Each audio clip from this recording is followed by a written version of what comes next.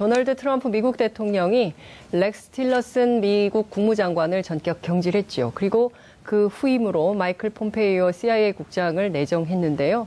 남북 정상회담 그리고 또 북미 정상회담을 앞두고 나온 소식이어서 그 배경이 어떻게 되는 건지 관심이 쏠리고 있습니다. 오늘은 한반도 정세를 짚어보겠습니다. 정의당 김종대 의원 모셨습니다. 어서 오십시오. 네, 안녕하세요. 정의당의 전략자산 김종대 의원입니다. 전략자산. 예. 새로 만드셨네요, 구호를. 예, 앞으로 이 코너 이름을 네. 전략자산으로 했으면 하고. 김종대의 전략자산. 네. 네. 예, 항상 네. 심상정 노회찬 의원의 네. 그 큰 해구상 같은 영향력이 있다면은 저는 하나의 전략자산으로서 그 중간 공백을 메우는 네. 의원이라고 할 수 있습니다. 그 한미 연합 훈련을 할 때 네. 오는 그 전략자산? 전략자산은 오지 말고 제가 가는 것이 낫습니다. 예. 아, 알겠습니다. 현안이 너무 많아가지고요. 하나하나 뭐든 물어보세요. 짚어봐야 네. 될 것 같은데요. 제일 궁금해하실 소식입니다. 오늘 아침 조간들이 일제히 보도를 했는데요. 네. 원래 뭐 3월 경질설이 계속 있긴 했어요. 틸러슨 장관이 해임이 됐습니다. 네. 알고 계셨나요? 요맘때 잘릴 거다. 그걸 제가 알 리가 없죠. 예, 그럴 리는 절대 없고요. 항상 파격과 어떤 그 충동적인 어떤 파격적인 선택을 하는 트럼프 대통령의 색깔이 또 한 번 드러났다고 할 수 있습니다. 그런데 폼페이오 이제 신임 국무장관이 임명이 되고 네. 그동안에 대북 대화론자로 알려졌던 틸러슨의 경질이 그러니까요. 이게 뭐 북미 간의 대화의 적신호 아니냐. 이거 뭔가 북한에 대한 어떤 대화가 상당히 걸림돌이 조성된 거 아니냐. 이런 우려들이 많죠. 예, 양쪽의 보도가 있어요. 근데 저는 이렇게 생각합니다. 네. 지금 미국의 이런 갑작스러운 인사를 보는 국내 언론의 프레임이 주로 강경파냐 아니면은 유화론자, 대화파냐. 네. 이런 시각으로 보는 경향이 있어요. 맞습니다. 그런데 그런 기준이 아닌 것 같습니다. 아하. 예, 트럼프가 인사하는 기준은 그게 아니에요. 속도감인 것 같습니다. 속도감. 속도감. 강경파도 있고 대화론자도 있고 다 네. 북한 문제에 대한 나름대로 처방이 있는데 예. 바로 문제를 해결할 사람이 중요하지. 신중한 대화론자, 신중한 전쟁론자 둘 다 필요 없다 이거예요. 아. 그러니까 이 틸러슨 같은 경우는 대북 대화론자기는 합니다만은 천천히 밥을 서서히 뜸들여서 옳은 길을 찾아서 네. 이렇게 돌다리도 두들겨 보가는 신중파에 오히려 가까웠어요. 그러다 보니까 네.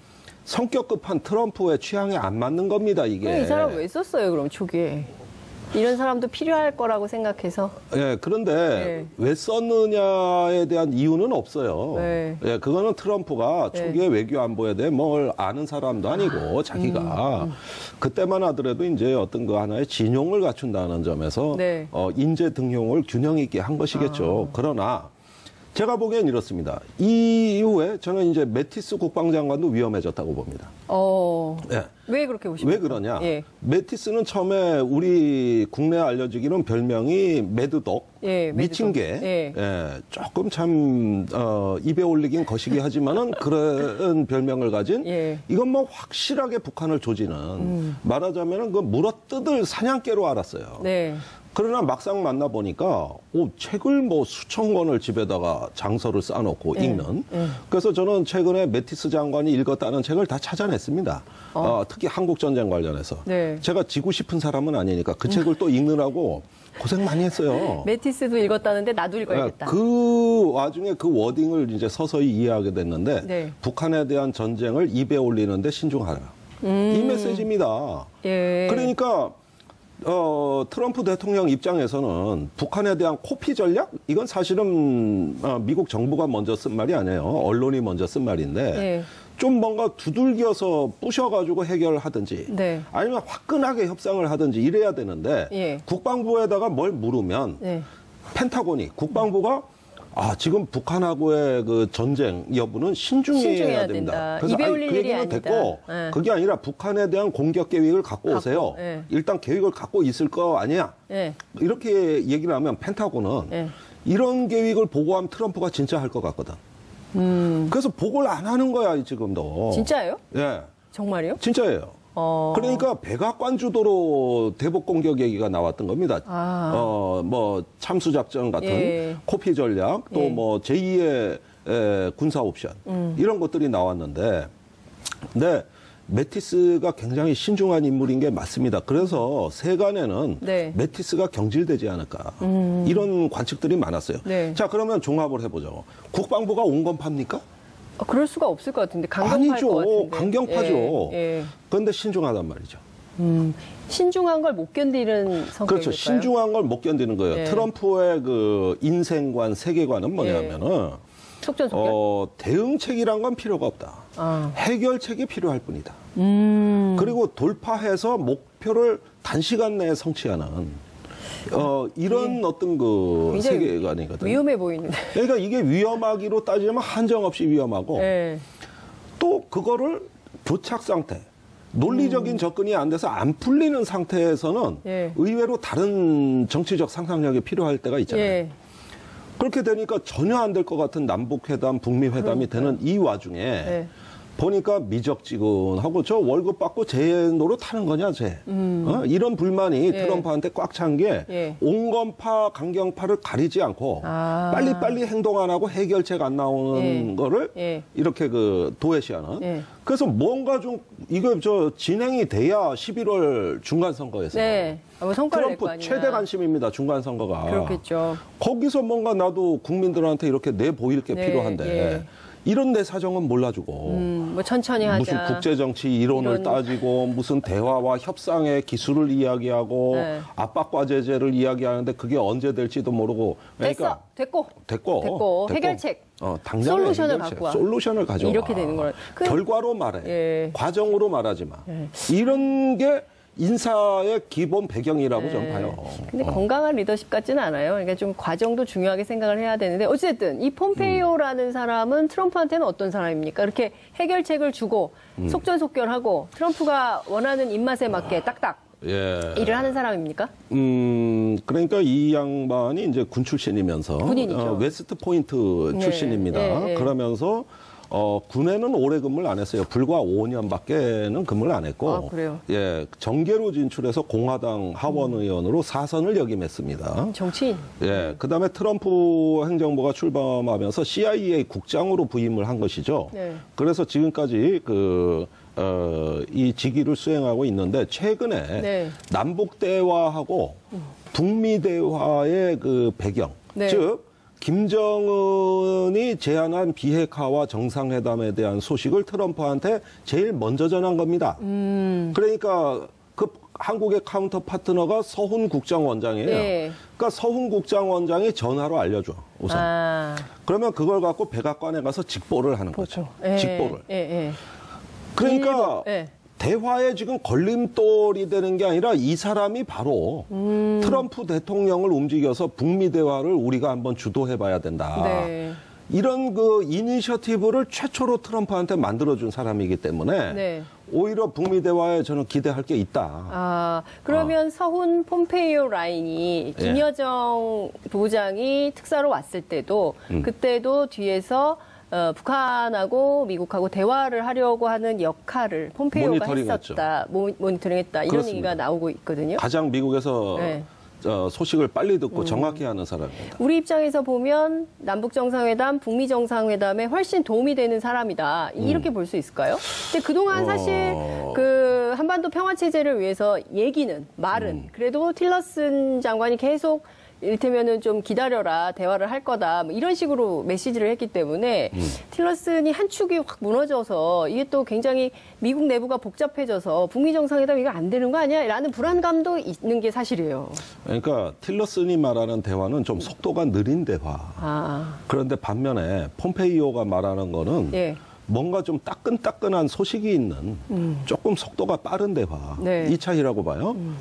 그런데 이 문제에 대해 가지고 국내에서 가장 정확한 판단을 할 사람은 오로지 한 사람. 누굽니까? 서훈 국정원장밖에 없습니다. 네. 작년에 서훈 국장이 CIA를 방문한 적이 있어요. 이거 그래요? 단독 보도 또 나가네. 아, 단독 보도. 또 단독 저기 가가지고 폼페이오 국장을 만났는데 네. 1시간을 강의를 했습니다. 서훈 국장이 네. 폼페이오 국장을 향해서 과외네, 과외. 과외 수업을 이미 시켜놨다. 서훈 국정원장이 작년에 이미 네. 그 내용인즉슨 네.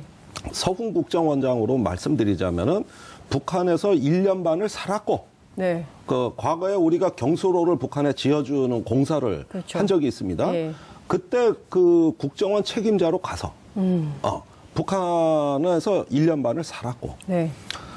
또 이 사람이 북한학 교수고 네. 이화여대에서 북한학을 가르쳤고 예.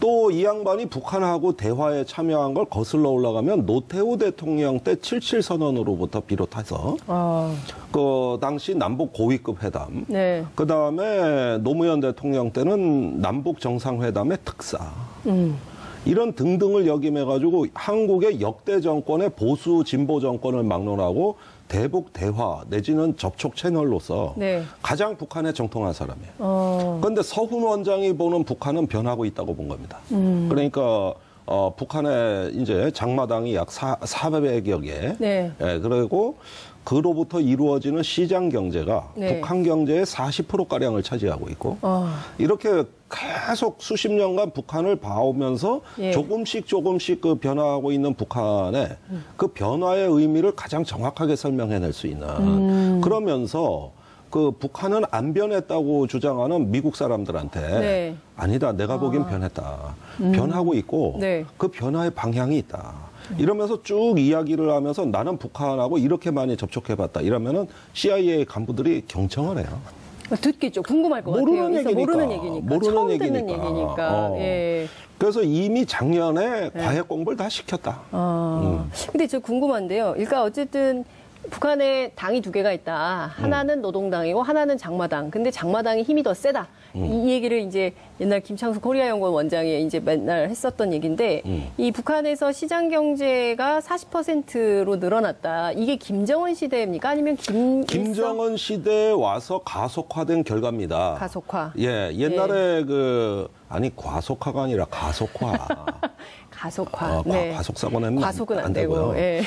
그러니까 이게 뭐냐면은 김정일 위원장 시절에는 거의 북한 경제가 고사 상태로 수백만이 아사를 하면서 살기 위해서 만든 시장에 맹아가 있었어요. 거기서 우리가 꽃제비라 그래가지고 맞아요. 예, 그 불쌍한 아이들 돌아다니는 거 이런 거까지 봤는데 역설적으로 북한이 김정일 위원장 시대에 가장 고난의 행군이 최고치에 달했을 때가 정치적 자유가 그나마 있었던 시대입니다. 왜 그러냐? 네. 먹여 살릴 자신이 없으니까 그 국민들이 해외로 나가고 장마당 만드는 걸 정부가 나서서 막을 수가 없었던 거예요. 그렇죠. 먹고 사는 문제가 해결이 안 되고. 그때 해결이 안 100만이 되니까. 기근으로 대기근으로. 뭐 보수 세력은 300만이라고도 하는데 네. 그 정도는 아닙니다만은 길거리에 굶어 죽은 사람들 흔히 봤어요.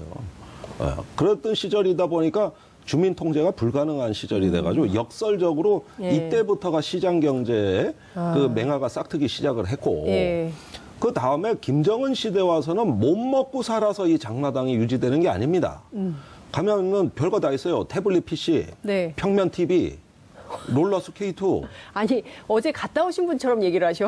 내가 베이징에서 봤는데 네. 북한으로 보찜 싸서 그 베이징 공항에서 그 보따리 고려공항 기다리는 그 북한 사람들이 등짐을 지고 있는데 그건 뭡니까? 그러니까 이거 평면 TV고요. 우리 아들 갖다 주려는 태블릿 PC고요. 이거 게임기고요. 네. 이 얘기를 북한이 지금 휴대폰 400만 대 시대인데 예, 북한의 휴대폰 400만 대. 예. 이집트 회사가 들어가 통신 사업 하고 있어요. 지금요. 예, 그다음에 북한은 3G부터 출발했어요. 우리 2G폰, 북한 사람 갖다 줘도 안 써. 왜냐하면 3G부터 시작했기 때문에. 3G부터 시작했기 때문에. 그러니까 북한 사람이 나만 2G 휴대폰 보고 이런 걸 어떻게 씁니까? 요라고. 그다음에 평양 시내에 네. 교통체증이 있다는 얘기도 그 제재 압박 속에서도 우리가 항상 듣고 있지만 네. 와인바에 가니까 전 세계 와인이 다 있더라는 거죠. 아니 그 일반인들 뭐 혹은 특권층들 뭐 이런 아니 보도가 늘 물론 있지 않습니까? 특권층이지만 네. 그럼에도 불구하고 역사의 진보라는 건 원래 그 엘리트부터 시작되는 건 맞죠. 그러니까 북한판 부르주아 네. 즉 붉은 자본가라고 얘기하는 장마당 세력이 있었던 겁니다. 네. 이걸 한번 화폐개혁으로 위축시켰던 건 사실이지만 네. 다시 살아나서 김정은 시대 와가지고는 장마당과 네. 그다음에 경제관리 개선 조치라 그래가지고 그 농장에서 이제는 국가에는 산만 갖다 주고 네. 실을 자기가 먹는다고. 그러니까 우리는 국가에 세금만 내고 이거 분배를 자율적으로 할 수 있는 네. 이런 시스템으로 바뀐 게 북한 경제의 가장 중요하고 결정적인 변화였어요. 그러면은 이 서훈 원장이 미국의 CIA의 그 폼페오 국장에게 과외를 할 때 북한이 변화하고 있고 그 변화의 방향은 분명하다라고 했을 때 이 변화의 방향은 어느 정도입니까? 그러니까 중국식 사회주의 아니면은 개혁 개방을 토대로 한 자본주의? 그런데 어떤 노선일까요? 중국식 사회주의는 일련의 수정주의 세력이 만들어낸 예. 그 경제 개혁 개방이죠. 예. 그건 등소평 때부터 이제 수정주의 세력들이 기존의 그 교조적 논리를 깨부수면서 네. 새로운 생존 전략을 짠 거 아니겠어요? 근데 북한에는 수정주의 세력이 없습니다. 지금의 어떤 권력을 대체할 만한 네. 수정주의 세력이 없어요. 그런데 중국은 있었던 겁니다. 이게 차이입니다. 그러니까 정치적 변화라는 건 그렇게 크게 기대할 수가 없고 네. 다만 어떤 정책의 변화를 기대할 수 있는 것이죠. 정책의 변화. 그러면은 집권 초에 2012년경에 김정은이 무슨 말을 했냐면은 예. 도대체 인민들을 먹여 살리는 좋은 방법이 있다면 자본주의 국가건 적대국가건 가리지 말고 좀 좋은 거 있으면 다 배워라. 아, 정말요? 이렇게 얘기했어요. 그때가 우리가 어쩌면 남북 관계가 저 새로운 지도자로 인해서 잘 풀리는 거 아니냐고 기대감을 갖게 만든 시절이었습니다. 네. 그런데 이제 그 뒤에 다시 그 선대로 돌아가서 핵미사일 쪽으로 경도되면서 그 초기에 얘기했던 개혁적 발언들이 무색해진 겁니다. 그래서 김정은은 오히려 더 정통 교조 아니냐. 네, 그렇죠. 이런 의심을 했던 거 아니겠어요? 근데 최근에 보면 네. 다시 초기로 돌아가는 것 같다. 그러면 북한도 자본주의 할 가능성이 있다? 자본주의로부터 배운다는 게 자본주의화된다. 항상 내가 뭔 얘기하면 두 걸음 앞서가니까 뭔 얘기하기가 좀 그래. 예. 그런데 그 정도는 수정주의가 있어야 되는데 그 네. 정도는 아니고 자 이겁니다. 이 젊은 지도자가 연착륙하는 기간이 필요했었겠죠. 그래서 권력을 공고히 하면서 자신이 통치할 수 있는 네. 그 권력 구조 네. 이런 걸 만드는데 몇 년이 걸렸고 예. 거기에 치중하다 보니까 독재, 전제, 압제 이런 어떤 과거의 어떤 그 노선을 다분히 추종하는 것으로 비춰졌습니다. 근데 지금 저렇게 나오는 거는 두 가지 이유인데 첫 번째는 화성 15형 미사일을 작년 11월에 발사하면서 어떤 그 핵무력에 대한 자신감을 네. 가졌다는 거. 두 번째는 국내 정치적으로 이제는 내가 거의 다 장악을 했고 이렇게 국내에서 비축된 힘을 밖으로 네. 외교로 이렇게 풀어나가야 되는 어떤 국면 전환이 이제 됐다. 그래서 지금, 네. 2012년, 13년에 그때 핵무장을 한참 가속화하면서 김정은이 했던 얘기가 이제 곧 핵실험을 하고 나면 그 이후에는 미국과 평화협정을 체결하는 담판이 있을 거다. 이런 그래서 이야기들을 지금 했었죠. 나오는 얘기가 남북정상회담에서 종전선언, 평화협정 얘기가 나올 거다라는 얘기가 있습니다. DMZ에서 선언을 할까요? 어떻게 전망하세요? 그 평화협정 문제는 당사자가 여러 명입니다. 그렇죠. 육자회담 같은 데서 네. 이루어질 가능성이 높고 14 남북공동선언에서는 3자 또는 4자가 그 전쟁을 종결하고 평화를 남북미중 네, 하는 네. 그래서 3자라 그러면 중국이 빠진 남북미. 북한, 미국, 한국을 네. 얘기하는 거고 중국이 끼면 4자가 되는 네. 겁니다. 그래서 3자 또는 4자라 그랬어요. 이걸 기본 틀로 보고 있다는 얘기입니다. 그렇다면 평화협정에 대한 논의는 우선 4자 회담부터 시작하는 게 맞습니다. 그게 남북 간의 합의의 기본 정신이에요. 네. 그런데 그런 논의를 남과 북이 서로 합의해내는 건 가능합니다.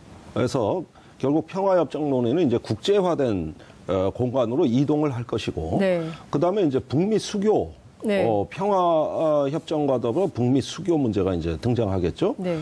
그런 건 5월 말에 네. 미국 트럼프하고의 정상회담의 전략 목표가 될 것입니다.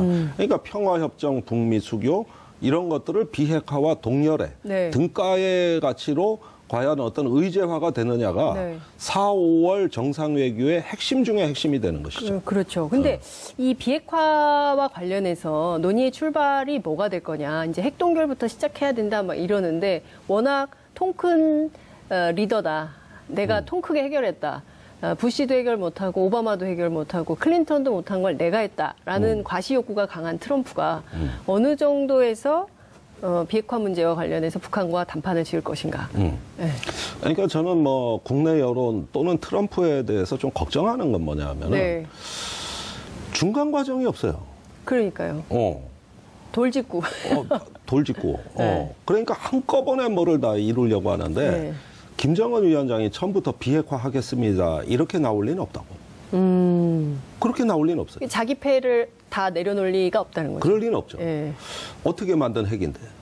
그러니까 그것을 평화협정, 우리는 북미 수교로해서 완전한 평화 보장이 있는 단계에 가서 고려할 의제가 비핵화인데 네. 처음부터 내려놓으라 그러면 내려놓을 수도 없고 또 그렇게 말을 했다가 네. 불리한 협상이 될 수도 있단 그렇죠. 말이죠. 그러니까 지금 이 빠르게 진행되고 있는 이 정상 외교에 대해 가지고 우리가 너무 과한 기대를 자칫 잘못 걸었다가 만일에 이루지 못할 경우에는 이거 엄청난 그 역풍이 그렇죠. 예상이 됩니다. 예. 그러니까 과속 사고가 제일 위험한 사고예요. 네. 피해도 크고 네. 여기서 과속이 나오는 겁니다. 아까 가속화가 예. 하던 다른 과속.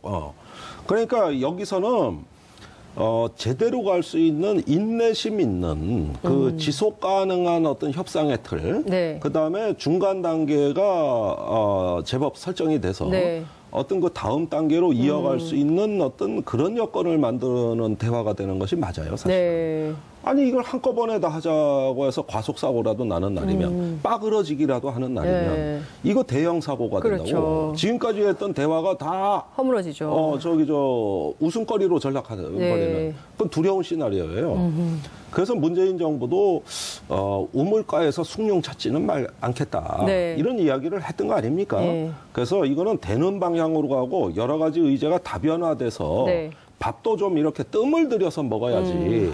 이거 잘못하다 밥 태우거나 설 익는 날이면은 지금까지 이거 다 웃음거리 되는데 그런 점에서는 빨라도 안 되고 느려도 안 되는 참으로 네. 어려운 문제. 네. 그 중용의 그 지혜를 발휘해야 네. 될 걸로 봅니다. 그 제일 중요한 게 이제 주변국의 설득이잖아요. 특히 이제 네. 일본의 경우에는 한반도 냉전 혹은 또 우리가 사이 좋아지는 걸 별로 안 좋아하는 것처럼 아베 정권이 일본 네. 전체가 아니라 이런 태도가 있어서 늘 걱정인데 태도가 많이 바뀌었습니다. 그러니까 아베 아베는 총리가. 자기 코가 석자란 말이에요. 아베 코가 석자다. 예. 지금 그 공문서 위조가 300건이 넘게 발견됐습니다. 그러니까 이게 뭡니까?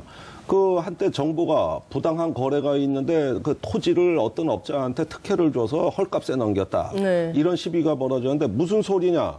정부기관이 적당한 가격으로 했다고 주장을 여기 했는데. 기록에 있다. 근데 알고 보니 그 기록이 조작이었다는 거예요. 허위 공문서. 그러면은 이게 책임져야 되는 거 아니에요, 정치적으로? 최순실 사태 같이 되는 그렇죠. 거예요, 이게. 네. 그래가지고 아베는 이거 헤어나올 방법이 없어요. 그 일본 참 방법이 조용히 없습니다, 오는데. 방법이. 네. 그러더니 이제 또 평소에 안 하던 말을 하기 시작해. 그러니까 깜짝 놀랐어요. 서울 원장을 만나가지고. 네. 어, 의자도 똑같은 거 주고. 똑같은 거 주고. 그러니까 그게 그 홍준표 대표 갔을 때, 문희상 네. 의원 갔을 때를 네. 저 아래에 앉혀놓고 지는 높은 데 앉아가지고. 그러니까요. 마치 중국 황제가 조선 사신 아련하듯이. 이렇게 못된 짓을 하던 네. 총리가 이제는 격을 맞추고. 네. 그러면서 북한의 핵사찰함 돈은 우리가 되겠다. 내겠다. 그다음에 이번에 한국 3억 엔. 정부가 네. 정말로 대화를 네. 너무 훌륭하게 잘했다. 잘했다. 이러면서 환영 일색에 북미 정상회담 성과 내도록 모든 협력과 협조를 함께하겠다. 함께하겠다. 네. 그러더니 한미연합훈련 얘기는 이제 하지도 않아. 하지도 않죠. 예. 위안부 얘기도 안 해. 네. 예, 사실 속으로 부글부글 끓는 건 그걸 건데 안 해. 네. 그래서 이래 보니까 이건 뭐냐 하면은 지금 네. 묘하게도 중국과 일본의 분위기가 유사합니다. 그 얘기 좀 해주세요. 예, 그게 차이나 패싱 얘기도 나오잖아요. 그러니까 네. 중국과 일본이 이번에 역할이 없었어요. 그러니까 이렇게 환영 성명을 하고 끼어들질 않으면 정말 패싱을 당할 수가 있다. 환영 성명이라도 내야 된다. 내면서 예. 도대체 어떻게 된 일이냐 하고 나도 이렇게 잘 될 줄 알았어. 말이라도 이렇게 하는 것은 그동안에 자기들이 조금 패싱 당할 수 있는 우려를 이야기하는 것이고 네. 그런데 이제 뒤돌아서서는 잘 되겠어?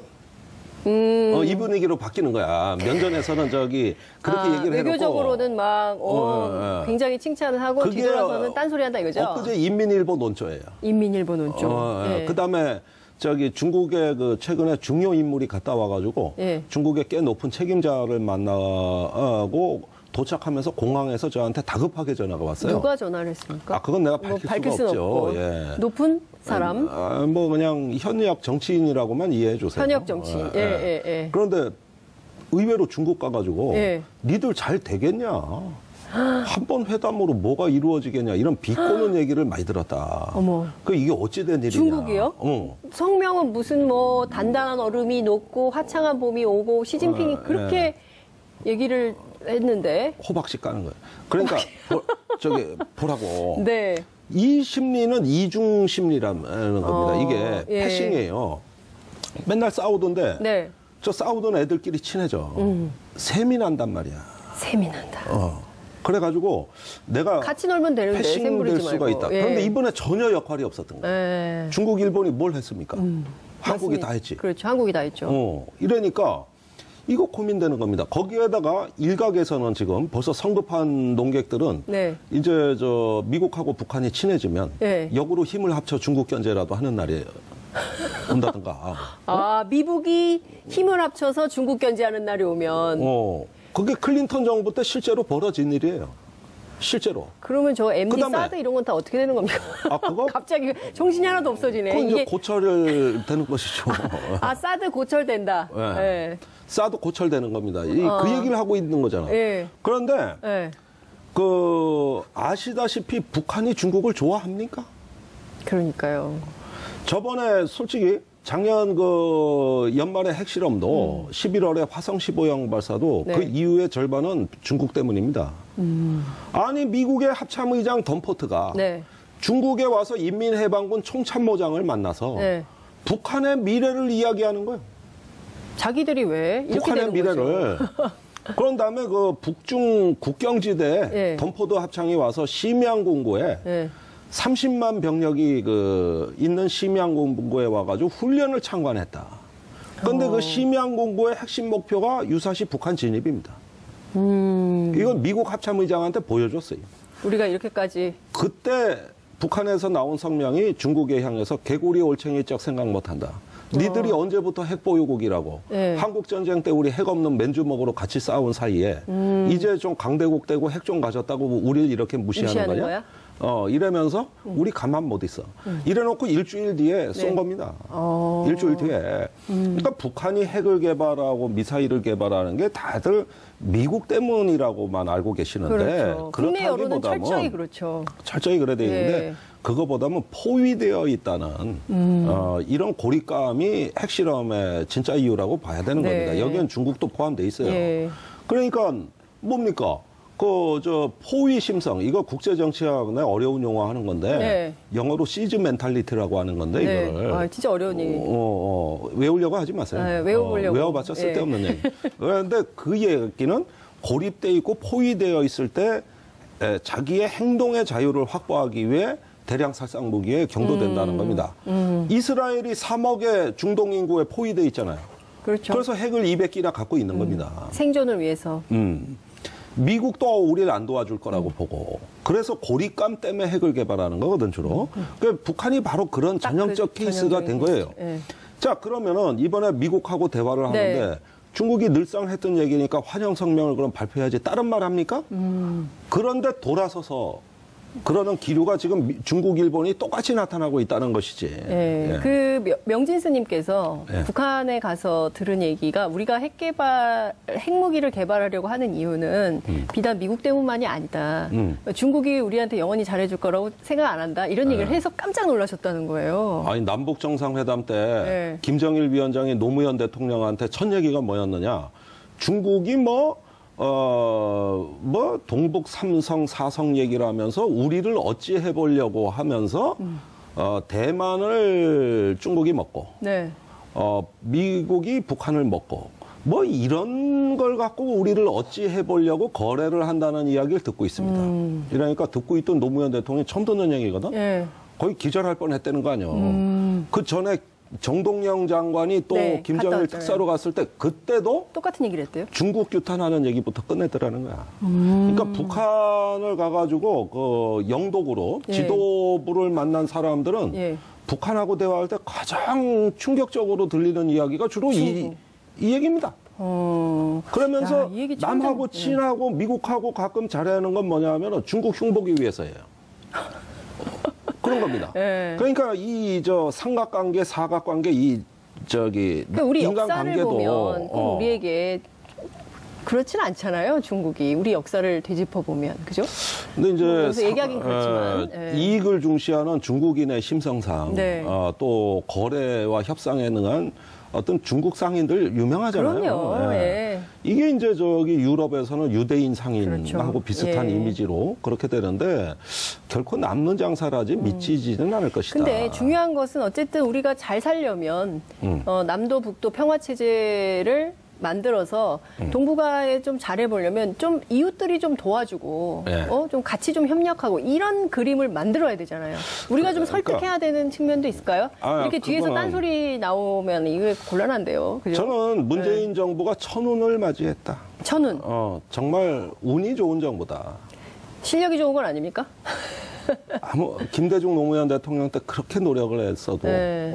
겨우 될뚱말뚱했는데 이 정부 불과 1년도 안 됐습니다. 그러니까요. 임기 그동안 초에요. 노력했으면 얼마나 했겠습니까? 10개월. 얼마나. 예. 겨우 이 기간에 노력만 갖고 이게 된다고 보십니까? 최고의 지도. 아무리 공부 잘해도 운 나쁘면 안 된다 이런 얘기가 있죠. 안 나빠. 군대에서 운장, 덕장, 지장, 용장 많잖아요. 네. 설문조사에서 최고의 장수가 누구냐 그러면 80% 이상이 운장이라 그래. 운짱. 운장. 네. 그래서 문 대통령은 네. 운장이다. 그래서 한반도 운전자론 얘기다. 그러니까 운전자 네. 얘기하니까 운전자가 된 게 아니라 네. 지금은 사진도 찍어주고 설명도 해주고 가이드도 해주고 운전까지 하는. 그러니까 운전사로는 오히려 약과고 네. 여러 가지 다 해야 되는. 여러 가지 다 하는 그런 운전자가 돼버렸어요. 예. 예. 근데 어떻습니까? 그러니까 한 번도 가보지 않은 길이잖아요. 예. 우리 역사에서. 그리고 북미 정상회담은 사실 생각도 못했던 그림인데 이 됐어요. 그래서 뭐 판문점에서 하네, 평양에서 하네, 뭐 제주에서 하네, 워싱턴에서 하네, 뭐 이렇게 말들이 많고 중간에 이렇게 또 틸러슨이 해임되면서 이것도 이게 어그러지는 거 아니야? 그러니까 굉장히 조심조심 하면서 4월 말, 5월 초, 5월 언제 할지 모르겠지만 그 기간을 좀 기다려야 되는데 이게 실무협상 좀 시작해야 되는데 그런 신호는 안 보이는 것 같아요. 그런데 평창 올림픽 때도 네. 그런 뭐 왜 군사회담 안 열리냐 뭐 안 열리냐 하지만 실제로는 진행되고 있었잖아요. 네. 그때 이것도 진짜 오늘 또 단독 보도네. 세 번째 단독. 저기 네. 김영철을 문 대통령이 만났습니다. 만났죠. 만났는데 예. 비공개로 그때 만났습니다. 우리가 남북 대화의 11가지 의제를 전달합니다. 11가지 의제를. 잠깐만. 문재인 대통령이 김영철 위원장에게 남북 대화의 의제 11가지. 11가지. 아. 여기에 뭐 비핵화 대화, 한미 군사 연습, 뭐 네. 이산가족 상봉, 또 뭐 북미 정상회담 뭐 등등 이렇게 관심사가 이거다. 네. 해가지고 11가지를 전달했어요. 그러고 이제 김영철이 올라갑니다. 그거 들고. 네. 갔는데 네. 우리 특사가 올라가니까 그렇죠. 설명도 하기 전에 본인이 먼저 답안지를 탁탁 내놓는데 11개 우리가 문제 내준 거에 대한 정답. 네. 예컨대 네. 한미 군사연습 같은 경우도 북한이 먼저 얘기를 꺼내면서 아니고 한미 군사연습 그거 걱정하시는 것 같던데 그거 문재인 대통령이 할 수밖에 없는 거 아니냐. 네. 그거 어떻게 중단하냐. 와. 그러니까 그 문제 됐고 네. 그 NSC 회의는 어떻게 된 겁니까? 그 다음에 이제 저기 네. 내가 새벽잠. 네. 문 대통령이 새벽에 지하실로 뛰어내려가는 일 없도록 하겠다. 그게 이야. 이제 그 지하실의 지하 벙커 예. 얘기. 이런 벙커. 걸 갖다가 팍팍 푸는 바람에 그날 만찬까지 거의 4시간 가까이 만났다 그러지만 네, 4시간 넘게, 4시간 6시간 11분. 합의하는 거는 그렇게 뭐 논쟁이랄까 설전 없이 즉시 됐다는 거 아니에요. 6개 항이요? 11개 항이요? 아니 그 6개 전체 합의한 16개 나온 거. 예. 11개 중에 6개를 걔는? 특사단이 와서 깐 거지. 그리고 나머지 숨겨둔 나머지는 게 있단 어떻게 말이야. 돼요? 숨겨둔 거. 숨겨둔 거. 그 중에 일부를 미국 가서 깐 거고.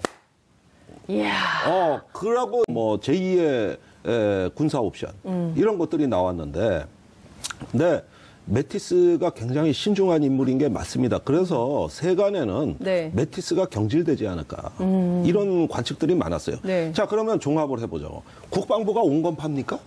그럴 수가 없을 것 같은데 강경파일 아니죠. 것 같은데. 강경파죠. 예. 그런데 신중하단 말이죠. 신중한 걸 못 견디는 성격일까요? 그렇죠. 신중한 걸 못 견디는 거예요. 예. 트럼프의 그 인생관, 세계관은 뭐냐면은 속전속결. 대응책이란 건 필요가 없다. 아. 해결책이 필요할 뿐이다. 그리고 돌파해서 목표를 단시간 내에 성취하는 이런 어떤 그 굉장히 세계관이거든요. 위험해 보이는데. 그러니까 이게 위험하기로 따지면 한정없이 위험하고 예.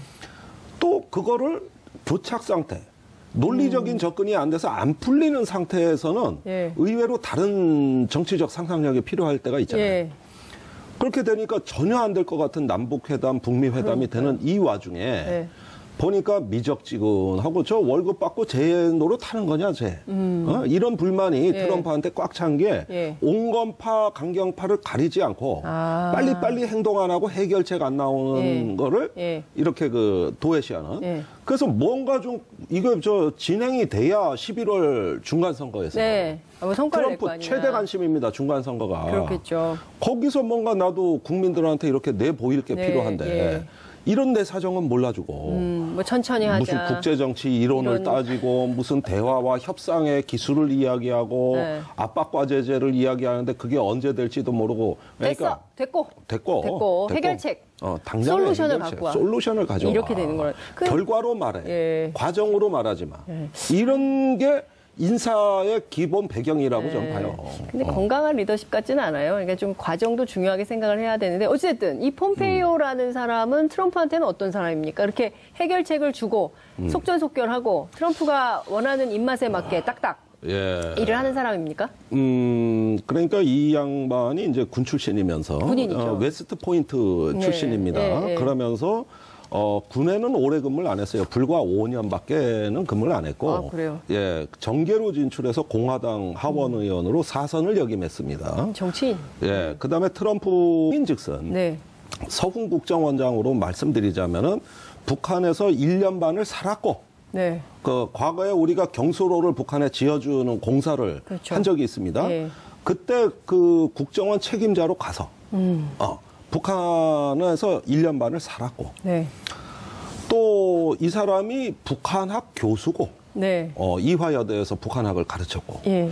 또 이 양반이 북한하고 대화에 참여한 걸 거슬러 올라가면 노태우 대통령 때 77선언으로부터 비롯해서 그 당시 남북 고위급 회담, 네. 그 다음에 노무현 대통령 때는 남북 정상회담의 특사, 이런 등등을 역임해가지고 한국의 역대 정권의 보수 진보 정권을 막론하고 대북 대화 내지는 접촉 채널로서 네. 가장 북한에 정통한 사람이에요. 그런데 서훈 원장이 보는 북한은 변하고 있다고 본 겁니다. 그러니까 북한의 이제 장마당이 약 400여 개. 네. 예, 그리고 그로부터 이루어지는 시장 경제가 네. 북한 경제의 40%가량을 차지하고 있고 이렇게 계속 수십 년간 북한을 봐오면서 예. 조금씩 그 변화하고 있는 북한의 그 변화의 의미를 가장 정확하게 설명해낼 수 있는 그러면서 그 북한은 안 변했다고 주장하는 미국 사람들한테 네. 아니다, 내가 보기엔 변했다.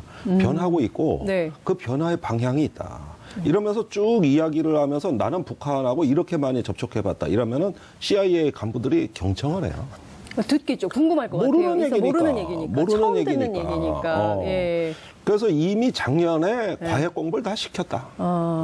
근데 저 궁금한데요. 그러니까 어쨌든 북한에 당이 두 개가 있다. 하나는 노동당이고 하나는 장마당. 근데 장마당이 힘이 더 세다. 이 얘기를 이제 옛날 김창수 코리아연구원 원장이 이제 맨날 했었던 얘기인데 이 북한에서 시장 경제가 40%로 늘어났다. 이게 김정은 시대입니까? 아니면 김정은 시대에 와서 가속화된 결과입니다. 가속화. 예, 옛날에 아니 과속화가 아니라 가속화.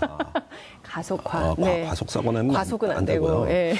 그러니까 이게 뭐냐면은 김정일 위원장 시절에는 거의 북한 경제가 고사 상태로 수백만이 아사를 하면서 살기 위해서 만든 시장의 맹아가 있었어요. 거기서 우리가 꽃제 전쟁론자 둘 다 필요 없다 이거예요.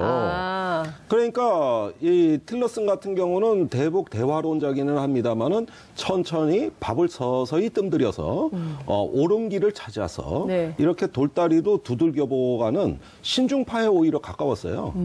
그러다 보니까 네. 성격 급한 트럼프의 취향에 안 맞는 겁니다, 이게. 그럼 이 사람 왜 썼어요, 그럼 초기에?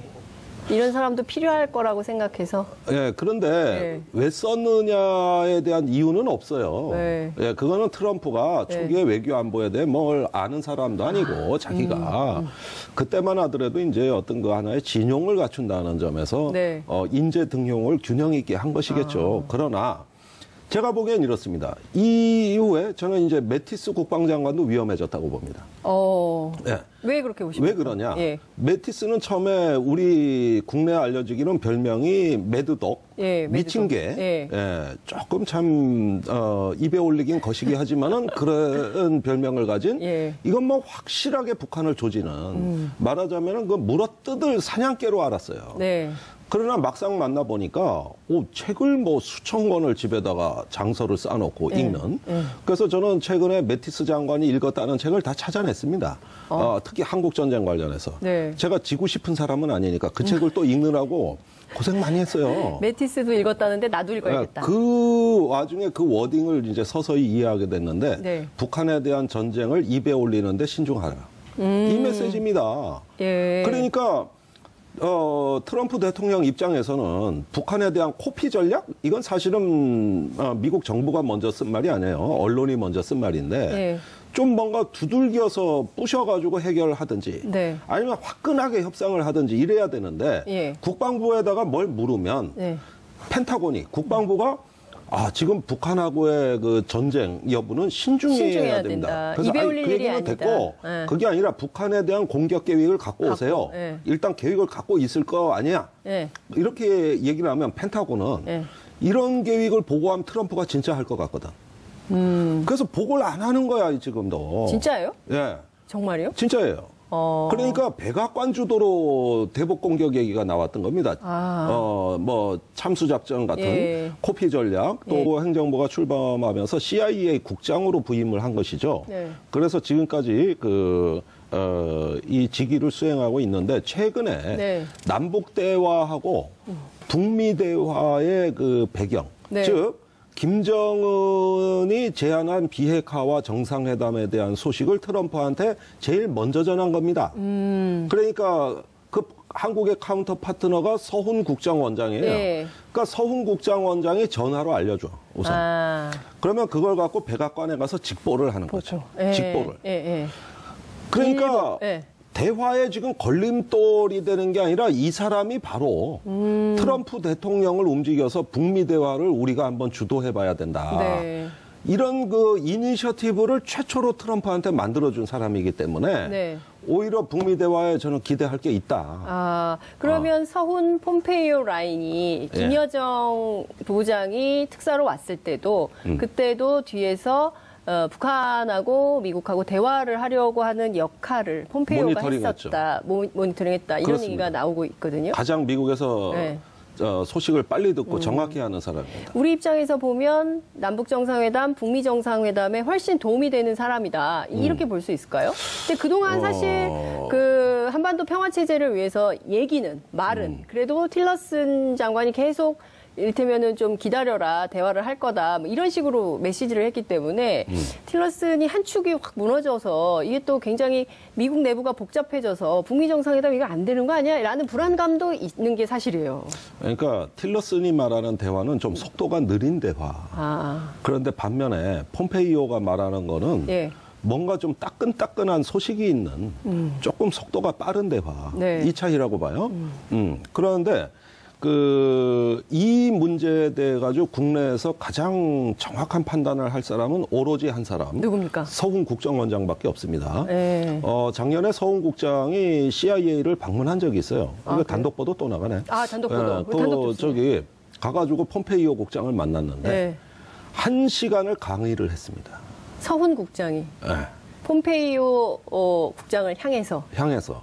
과외네, 과외. 과외 수업을 이미 시켜놨다. 성 국정원장이 작년에 이미 예. 그 내용. 도널드 트럼프 미국 대통령이 렉스 틸러슨 미국 국무장관을 전격 경질했지요. 그리고 그 후임으로 마이클 폼페이오 CIA 국장을 내정했는데요.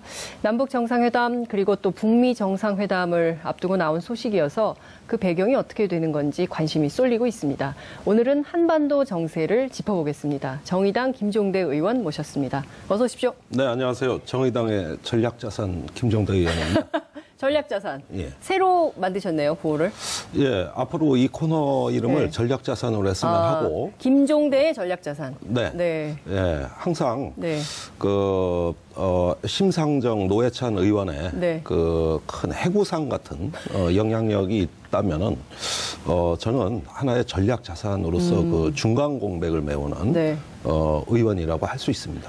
그 한미 연합 훈련을 할 때 네. 오는 그 전략 전략 자산? 자산은 오지 말고 마을- 제가 가는 것이 낫습니다. 예. 아, 알겠습니다.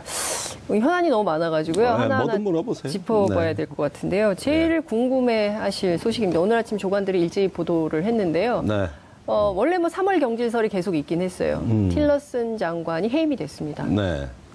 알고 계셨나요? 요맘때 잘릴 거다. 그걸 제가 알 리가 없죠. 예, 그럴 리는 절대 없고요. 항상 파격과 어떤 그 충동적인 어떤 파격적인 선택을 하는 트럼프 대통령의 색깔이 또 한 번 드러났다고 할 수 있습니다. 그런데 폼페이오 이제 신임 국무장관이 임명이 되고 네. 그동안의 대북 대화론자로 알려졌던 틸러슨의 경질이 그러니까요. 이게 뭐 북미 간의 대화의 적신호 아니냐. 이거 뭔가 북한에 대한 어떤 대화가 상당히 걸림돌이 조성된 거 아니냐. 이런 우리 우려들이 언론이, 많죠. 예, 양쪽의 보도가 있어요. 근데 저는 이렇게 생각합니다. 네. 지금 미국의 이런 갑작스러운 인사를 보는 국내 언론의 프레임이 주로 강경파냐 아니면은 유화론자, 대화파냐. 네. 이런 시각으로 보는 경향이 있어요. 맞습니다. 그런데 그런 기준이 아닌 것 같습니다. 아하. 예, 트럼프가 인사하는 기준은 그게 아니에요. 속도감인 것 같습니다. 속도감. 속도감. 강경파도 있고 대화론자도 있고 다 네. 북한 문제에 대한 나름대로 처방이 있는데 예.